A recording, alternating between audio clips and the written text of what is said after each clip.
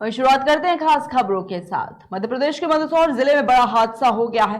चंबल नदी में नाव पलटने से 7 महिलाएं डूब गई हैं। सूचना पर पहुंची पुलिस और गोताखोरों की टीम ने उनकी तलाश शुरू की। जानकारी के मुताबिक सभी महिलाएं खेत में काम कर नाव से चंबल नदी को पार कर घर लौट रही थी और तभी बीच नदी में उनकी नाव पलट गई। 2 युवतियां तैर कर बाहर आई और परिजनों को हादसे की सूचना दी है। बताना चाहिए कि इसके बाद परिजन भी मौके पर पहुंचे और सूचना पाकर पुलिस गोताखोरों के साथ मौके पर पहुंची और सर्चिंग अभियान शुरू कर दिया। साथ ही डीएम और एसपी से भी सभी व्यवस्थाएं भेजने के निर्देश दिए हैं। तोलाखेड़ी में शाम को करीब 6 बजे करीब सूचना मिली थी कि 5 से 7 लोग जो है जो चंबल नदी का जो बैक वाटर है उसमें बह गए। तत्काल स्थानीय जो लोग थे, प्रशासन था, एसडीआरएफ की टीम सब मौके पर पहुंचे तो उसमें कल शाम को 2 लोग तो उसमें रेस्क्यू कर लिए गए थे। उनको सामगढ़ में भर्ती अस्पताल में भर्ती कराया जो कि अभी ठीक है। 5 लोगों की तलाश जारी थी जिसमें कि रात को हमको 4 लोग मिल गए थे जो 4 महिलाएं थी। एक महिला की तलाश लगातार जारी थी जो कि आज दिन सुबह से भी फिर हमारी टीम ने सतत उसका तलाश की। लगभग अभी हमको 12 बजे करीब उसका जो लास्ट हमारा साउथ का मिल गया है, साउथ का पोस्टमार्टम हो रहा है। उसके बाद शाम को एक दुखदायी घटना जो घटी है वो खाली इसी गांव तोलाखेड़ी के लिए नहीं, अभी तो पूरे जिसको मालूम पड़ी है यहाँ पर खेती करने के लिए यहाँ की पब्लिक उस पार जाती है, जिसमें करीब 8 व्यक्ति थे और जिसमें से 3 व्यक्ति तैर के बच गए और 5 के शव यहाँ पर लगातार ढूंढने की जो कोशिश की जा रही थी। मैं यहाँ की ग्रामीण जनता को और यहाँ के गांव की जनता को धन्यवाद देता हूँ और सभी शासन प्रशासन को सबने मिलकर लगातार इसमें कोशिश करी और कल 4 शव बरामद हो गए थे और लगातार सुबह से ही अभी फिर रात भर ढूंढते रहे और सुबह भी पूरी कोशिश की जा रही थी। उसमें एक और अभी शव बरामद हुआ है, 4 के दाग हो चुके हैं और 1 का भी होना बाकी है। और शासन प्रशासन से जो मदद मिलती है अंत्येष्टि के और जो शासन की योजना के तहत 4 लाख रुपये मिलते हैं वो भी इनको उपलब्ध करा दिए गए। फिर भी इतना दुखदायी घटना में सबको एक विचारणीय बात है कि इतनी कठिनाई से अपनी खेती करनी है, वहाँ पर जाते हैं तो एक जैसे ये डूब इलाका माना जाता है तो एक सबको विचार करने वाली बात है। और ये कह सकते हैं कि दुखदायी घटना में हम सब इन जनता के साथ हैं। वही खबर आगरा से है जहां पर चर्च रोड स्थित 7 बार पर MS धोनी फिटनेस जिम का उद्घाटन महापौर नवीन जैन ने किया है। और इस दौरान महापौर ने कहा है कि जीवन में फिट रहने मात्र से कई बीमारियों से बचा जा सकता है और आज के दौर में हर फील्ड में फिट रहने का मूल मंत्र शारीरिक व्यायाम ही सबसे अच्छा जरिया है। हम लोगों ने और जो यहाँ पे मेडिटेशन का नया एक बोला है और ओपन जुम्मा और वर्कआउट बोला है क्रॉसफिट का, जो आगरा में ही फर्स्ट टाइम हुआ है।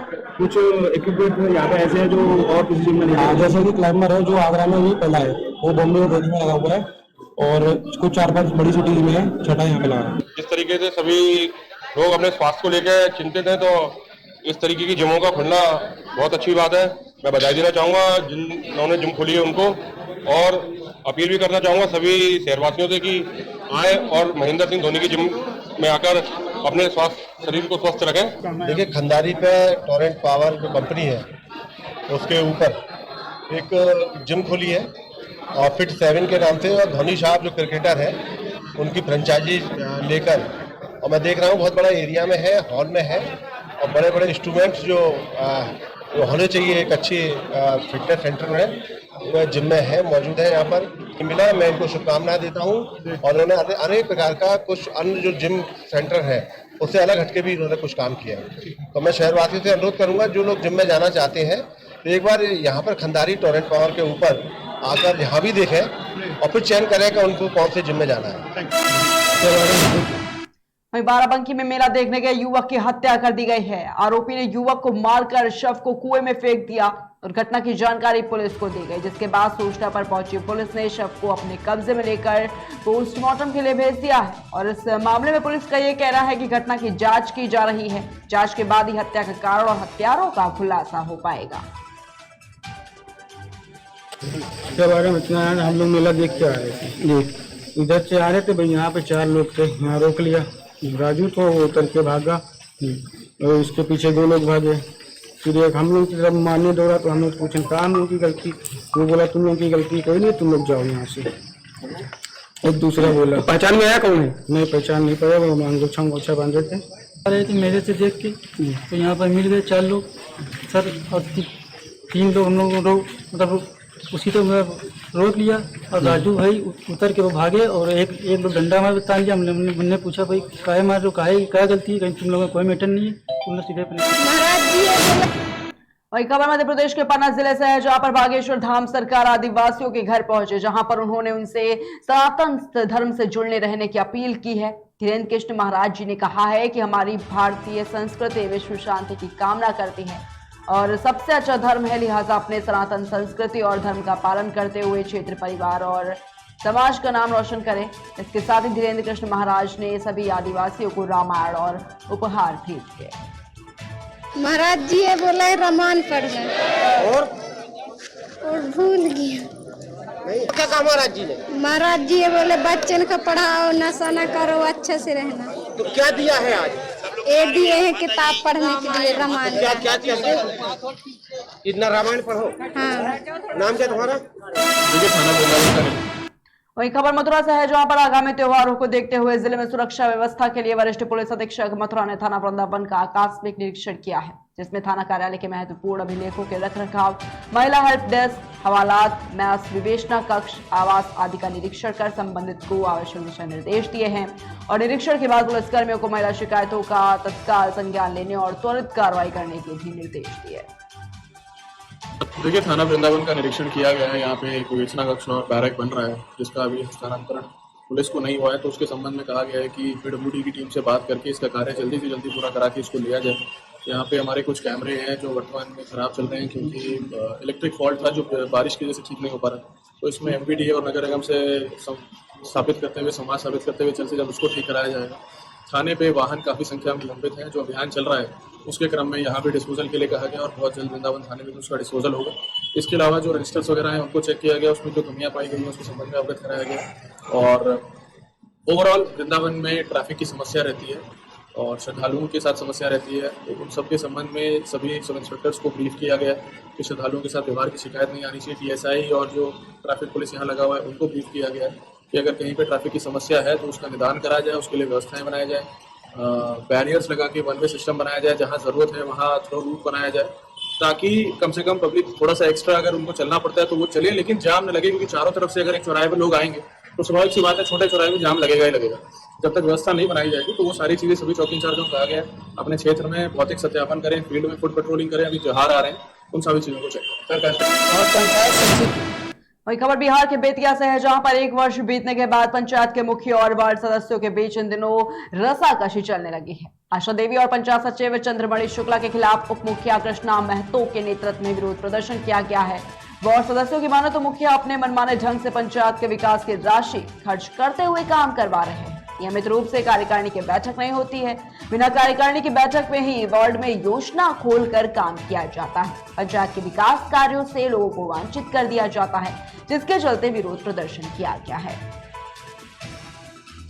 और पंचायत सचिव चंद्रमणि शुक्ला जी पंचायत में हम लोग का अपना मनमानी काम कर रहे हैं, इसलिए हम लोग सब वार्ड मिल करके प्रदर्शन कर रहे हैं। ये वार्ड कतरा रहिए, जो पैसा आता है पंचायत में वो हम जो चाहेंगे वही करेंगे।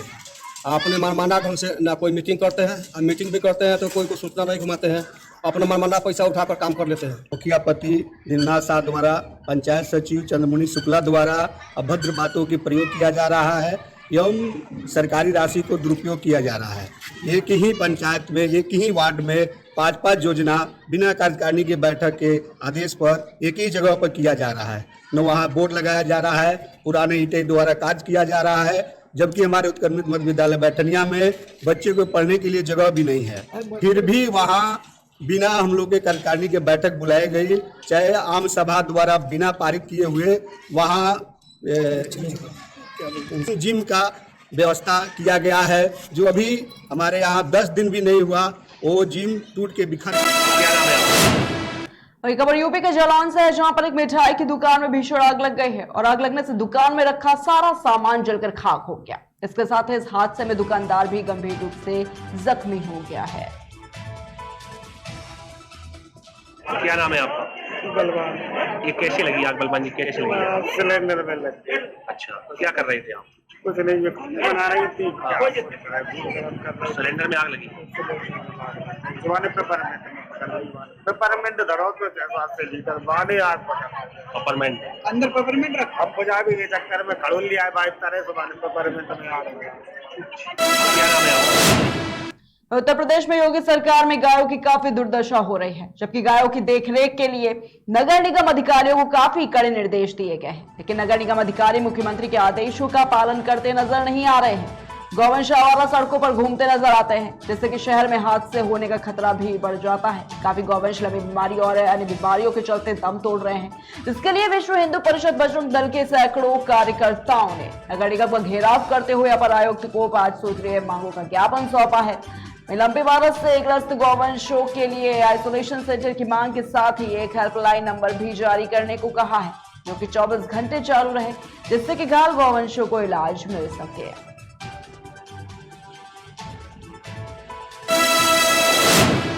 उत्तर प्रदेश के आगरा में तपन ग्रुप के दयाल बाग ऑफिस और रुनकता स्थित फैक्ट्री पर आयकर विभाग की टीम ने छापेमारी की है। बताया जा रहा है कि इनकम टैक्स की टीम ने दोनों ही जगह पर एक साथ छापेमारी की है। साथ ही बता दें कि आयकर विभाग की टीम दोनों ही स्थानों पर सर्च ऑपरेशन चला रही है। आयकर के अधिकारियों ने मुख्य द्वार को बंद करा दिया और इस दौरान न तो किसी को बाहर से अंदर जाने दिया जा रहा है और न ही अंदर से किसी को बाहर जाने दिया जा रहा है। वहीं खबर रायपुर से है, जहां पर पुलिस अधीक्षक की देखरेख में आगामी पर्वों के लिए जनपद में अवैध रूप से पटाखे बनाने और बेचने वालों के खिलाफ अभियान चलाया जा रहा है। इस अभियान के तहत रायपुर नगर पुलिस ने चेकिंग के दौरान अवैध पटाखों का भंडारण और उन्हें बेचने वाले 2 अभियुक्तों को गिरफ्तार किया है। जिनके कब्जे से करीब 5 कुंटल अवैध पटाखा बरामद किया गया है। श्रीमान पुलिस अधीक्षक हापुड़ महोदय द्वारा अवैध पटाखों के निर्माण और विक्रय के संबंध में चलाए जा रहे अभियान के अंतर्गत हापुड़ नगर पुलिस द्वारा 2 अभियुक्त गण को गिरफ्तार किया गया है। इनके कब्जे से 22 कट्टे लगभग 5 कुंटल अवैध पटाखे बरामद किए गए हैं। इस संबंध में मुकदमा अपराध संख्या 911/22 विस्फोटक अधिनियम के अंतर्गत पंजीकृत करके अभियुक्त गण के विरुद्ध वैधानिक कार्रवाई की जा रही है। वही खबर उन्नाव से है, जहां पर इंडियन मुस्लिम लीग के प्रदेश अध्यक्ष डॉक्टर मोहम्मद मतीन खान और प्रदेश महासचिव जनाब उवैस अहमद एडवोकेट और प्रदेश के समस्त पदाधिकारियों ने बैठक की है। साथ ही लोगों के आवास दुकान पर पहुंचकर 475 लोगों को मेंबर बनाया गया है और आने वाले निकाय चुनाव की तैयारियों का भी जायजा लिया गया। साथ ही प्रेस कॉन्फ्रेंस को संबोधित करते हुए मुस्लिम लीग के प्रदेश अध्यक्ष डॉक्टर मोहम्मद मतीन खान ने कहा है कि उन्नाव नगर पालिका परिषद में सभी सभासद प्रत्याशियों की सीटों पर सभासद के उम्मीदवार मुस्लिम लीग पार्टी उतारेगी और चेयरमैन पद का भी प्रत्याशी उतारकर मजबूती के साथ दावेदारी पेश करेगी और जीत भी हासिल करेगी। देखिए, हिजाब तो हमारा बुनियादी हक है। हम कुरान जो शरिया है, हम कुरान के एतबार से चलते हैं। कुरान में बाकायदा अल-हिजाब में जो कुरान के सूरा है उसके अंदर हिजाब का बारे में आया। अल्लाह के रसूल सल्लल्लाहु अलैहि वसल्लम ने कहा कि तुम अपनी बेटियों को, माओ को, बहनों को जो है चादर से ढक करके रखो। हमारी बेटियां अल्हम्दुलिल्लाह, मैं उनको सलाम करता हूं कि वो बेटियां जो हिजाब कर रही हैं और वो अपनी शरीयत को खूब पहचानती हैं। कांग्रेस पार्टी की भारत जोड़ो यात्रा राहुल गांधी के नेतृत्व में कश्मीर से कन्याकुमारी तक निकाली जा रही है। जैसा कि पता है, कांग्रेस पार्टी जिस तरह से अपना जनाधार खो रही है और इसी जनाधार को बचाने के लिए कांग्रेस पार्टी अलग अलग फॉर्मूलों को अपना रही है। और उत्तर प्रदेश में जिस तरह से प्रदेश अध्यक्ष की सीट लंबे समय से खाली थी, उस पर ब्रजलाल खाबरी और 6 प्रांतीय अध्यक्ष बनाकर कांग्रेस पार्टी का जो मूल वोट दलित जो इंदिरा गांधी के समय साधा था, वो पार्टी से दूर होता नजर आ रहा है और उसको वापस लाने के लिए दलित, ब्राह्मण और मुस्लिम समुदाय को प्रदेश में अध्यक्ष बनाकर एक नया समीकरण बनाया है। इन तमाम मुद्दों को लेकर कांग्रेस पार्टी के वरिष्ठ नेता और पूर्व राज्यसभा सांसद PL पुनिया से हमारे संवाददाता अविनाश कुमार ने खास बातचीत की। कांग्रेस पार्टी की भारत जोड़ो यात्रा का आज 23वां दिन है। राहुल गांधी के नेतृत्व में यहाँ कश्मीर से कन्याकुमारी तक भारत जोड़ो यात्रा निकाली जा रही है। जिस तरीके से कांग्रेस पार्टी लगातार अपना जनाधार खो रही है, उसके बाद उत्तर प्रदेश में भी लगातार जो बरसों से खाली पड़ी आ रही सीट प्रदेश अध्यक्ष की, उसको भी पूरा कर दिया गया है। जिस तरीके से कांग्रेस पार्टी ने इस बार अपना एक समीकरण बनाया है, दलित और मुस्लिम ब्राह्मण को लेकर उत्तर प्रदेश में एक नई रणनीति के साथ 2024 के चुनाव में उतरेगी। हमारे से बातचीत करने के लिए हैं वरिष्ठ नेता PL पुनिया जी। जानने की कोशिश करेंगे जो भारत जोड़ो यात्रा का क्या मुख्य जनाधार है। सर, जिस तरीके से कांग्रेस की भारत जोड़ो यात्रा चल रही है, तो उसका क्या उद्देश्य है? उदयपुर संकल्प शिविर हुआ था, उसमें हमारे राष्ट्रीय अध्यक्ष ने अपने उद्बोधन में घोषणा की थी कि कन्याकुमारी से लेकर और कश्मीर तक एक पद यात्रा शुरू की जाएगी और उसका नेतृत्व राहुल गांधी जी करेंगे। और इसका मुख्य उद्देश्य भारत जोड़ो बहुत जोड़ने का है। जिस तरीके से हिंदुस्तान को, देश को का बंटवारा किया है, जिसको धर्म और जाति के आधार पर बांटा गया है, वो एक जुट करने की एक कवायद है, उसके प्रयास है। और विशेष रूप से जो महंगाई काबू से बाहर जा रही है, जिस तरीके से बेरोज़गारी पिछले 45 साल का रिकॉर्ड टूट गया है, उन सब पर का फोकस लोगों के बीच में जाना चाहिए, क्योंकि अभी इन विशेष मुद्दों पर ध्यान को हटा के और हिंदू मुस्लिम हर चीज़ में करने का प्रयास किया जाता है और जो मुख्य मुद्दे हैं उससे ध्यान हटाने की कोशिश की जाती है। अब विशेष रूप से उसको उन मुद्दों पर, विशेष मुद्दों पर ध्यान लाना है और जो देश को बंटवारा करने का जो प्रयास भारतीय जनता पार्टी के द्वारा हमेशा होता है, उसको ख़त्म करना है। भारत जोड़ो यात्रा के माध्यम से लगातार अपार समर्थन मिल रहा है। कन्याकुमारी से लेकर और कश्मीर तक तो पद यात्रा है, राहुल गांधी जी उसका नेतृत्व कर रहे हैं। पहले तमिलनाडु से शुरू होकर केरल के माध्यम से चलती हुई और अब कर्नाटक में चल रही है। हर स्टेट में ज़बरदस्त जन समर्थन इस रैली को मिल रहा है और जो राहुल गांधी जी ने एक राष्ट्रीय नेता के रूप में जो अपना आप को स्थापित किया है, वो भी एक इसका एक उद्देश्य था और उसकी बड़ी सफलता मिली हर तरीके से। सर, जिस तरीके से उत्तर प्रदेश में कांग्रेस के महासचिव प्रियंका गांधी ने 2022 के चुनाव में कड़ी मेहनत की, लड़की हूँ लड़ सकती हूँ जैसे तमाम ऐसे नारे दिए, लेकिन जिस तरीके से पार्टी में वो ज़मीन नहीं मिल पाई जिस तरीके के सोचा गया, तो उसके बाद जो प्रदेश अध्यक्ष की सीट खाली पड़ी थी उसको लेकर भी अब जिस तरीके से समीकरण खेला गया है, दलित, ब्राह्मण, मुस्लिम को एक प्रांतीय अध्यक्ष भी बनाया गया है, तो क्या लगता है 2024 में इसका कुछ परिणाम अच्छा होगा? देखिए, जो चुनाव हुआ था उसमें कांग्रेस पार्टी का कोई स्थिति अच्छी नहीं रही थी और उसको ध्यान में रखते हुए प्रदेश अध्यक्ष जो अजय कुमार लल्लू जी हैं, उन्होंने इस्तीफ़ा दिया। काफ़ी दिन से जगह खाली थी। अब ब्रजलाल खाबरी जी को प्रदेश अध्यक्ष बनाया गया है और वो एक दलित समाज से संबंध रखते हैं और जो उनके साथ उनको एक पूरी टीम दी है, उसमें 6 प्रांतीय अध्यक्ष हैं, जिसमें ये कहना सही नहीं है कि ब्राह्मण और मुसलमान को ही रखा है।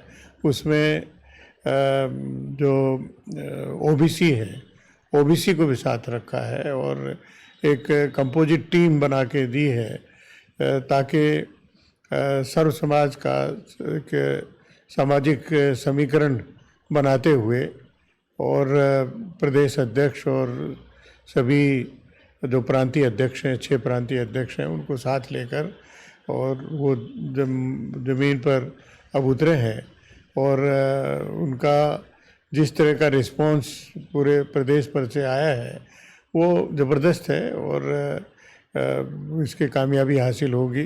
2024 में जो लोकसभा के चुनाव होंगे उसमें कांग्रेस पार्टी की अच्छा प्रदर्शन होगा, ऐसा सबकी उम्मीद है। पुनिया जी, कांग्रेस पार्टी का जिस तरीके से वोट बैंक दलित रहा था, लेकिन जिस तरीके से चुनाव हुए तो दलित वोट बैंक कहीं ना कहीं बहुजन में चला गया और बीजेपी में चला गया। उसके बाद से ब्रजलाल खाबरी जी जो बहुजन समाज पार्टी में भी रहे हैं, काशीराम जी के साथ भी रहे हैं, इन्हीं को प्रदेश अध्यक्ष बनाया गया। तो क्या लगता है दलित वोट जो है, बहुजन समाज का वोट वापस करने में कामयाब रहेंगे? देखिए, दलित वोट का रुझान पहले से ही है और अब जो ब्रजलाल खाबरी जी जो कि बहुजन समाज पार्टी में भी रहे हैं, मान्यवर काशीराम जी के साथ में भी रहे हैं, काम किया है और उन्हें प्रदेश के बाहर का अनुभव है। जो दलित समाज से उनका ज़्यादा संपर्क है, उसको ध्यान में रखते हुए जैसे पहले जो दलित समाज एक वोट बैंक के रूप में ज़बरदस्त तरीके से समर्थन रहता था, उसी तरह का समर्थन पुनः दलित समाज का होने की संभावना है और उसका रिस्पॉन्स अभी से प्राप्त हो रहा है। बीजेपी की तरफ से प्रदेश अध्यक्ष भूपेंद्र चौधरी का एक बयान भी आया था, जो राहुल गांधी की जो भारत जोड़ो यात्रा है, उन्होंने कहा था कि इसको लाहौर से निकालना चाहिए। देखिए, भारतीय जनता पार्टी भारत जोड़ो यात्रा के बारे में जो बयान देती है वो उसका कोई महत्व नहीं है, क्योंकि वो विपक्ष है और हम मुख्य प्रतिपक्ष हैं पूरे देश में। और हमारे बारे में जो इनका टीका टिप्पणी जो करते हैं वो दुर्भावना को ले करते हैं, तो इसका कोई महत्व नहीं है। तो भारतीय जनता पार्टी के जो प्रदेश अध्यक्ष जो कह रहे हैं उसका कोई महत्व नहीं। एक अंतिम सवाल, राष्ट्रीय अध्यक्ष के लिए जो जिस तरीके से चुनाव हो रहा है, तो पार्टी के अंदर थारूर का ये आरोप लगाया है कि उन्हें जन समर्थन नहीं मिला पार्टी की तरफ से। देखिए, कांग्रेस पार्टी का सदस्यता अभियान हुआ और सदस्यता अभियान के माध्यम से हर स्तर पर चुनाव हुए, जिसमें बूथ अध्यक्ष लेके ब्लॉक अध्यक्ष हैं और जिला अध्यक्ष हैं, प्रांतीय प्रदेश अध्यक्ष हैं और राष्ट्रीय अध्यक्ष का भी चुनाव उसी प्रक्रिया से होके आ रहा है। और इसका के लिए अलग से एक इलेक्शन अथॉरिटी बनाई गई, वो अथॉरिटी कंडक्ट कर रही है और वो देख रही है कि सभी कैंडिडेट आपस में आचार संहिता का पालन करें और कोई भी ऐसी बात ना करें जिससे कि वातावरण खराब होने की संभावना हो। वो जो पर्चा दाखिल करने के बाद अब मैदान में मल्लिकार्जुन खड़गे जी हैं और शशि थरूर जी हैं, वो चुनाव लड़ रहे हैं और दोनों प्रत्याशी हर प्रदेश में जा के अपनी बात कह रहे हैं और अपना प्रचार कर रहे हैं। और मैं समझता हूं कि ये कांग्रेस पार्टी में ही होता है कि इस तरीके से जो चुनाव प्रचार करते हुए और चुनाव हो रहा है। अन्यथा समाजवादी पार्टी में कोई चुनाव होता नहीं, बहुजन समाज पार्टी में कोई चुनाव होता नहीं, इसी तरह से भारतीय जनता पार्टी में कोई चुनाव नहीं होता। और रात को उन्होंने वो सोचा कि और सुबह घोषणा कर दी कि जेपी नड्डा जी को 3 साल के लिए और कार्यकाल बढ़ाया जाता है और उनके पार्लियामेंट्री बोर्ड में जो तय कर दिया उसके हिसाब से राष्ट्रीय अध्यक्ष का चुनाव हो जाता है। लेकिन कांग्रेस पार्टी में बाकायदा चुनाव होता है और जैसे कि अब चुनाव हो रहे हैं। बहुत बहुत शुक्रिया। तो ये थे हमारे साथ कांग्रेस पार्टी के वरिष्ठ नेता पीएल पुनिया जी, जिन्होंने सीधे साफ तौर पर बताया कि उत्तर प्रदेश में जिस तरीके से दलित प्रदेश अध्यक्ष बनाने के बाद जो समीकरण बनाया, इसका असर 2024 के चुनाव में अच्छा रहेगा। कैमरा पर्सन वीरेंद्र के साथ मैं Avinash, KKD news Lucknow. Congress party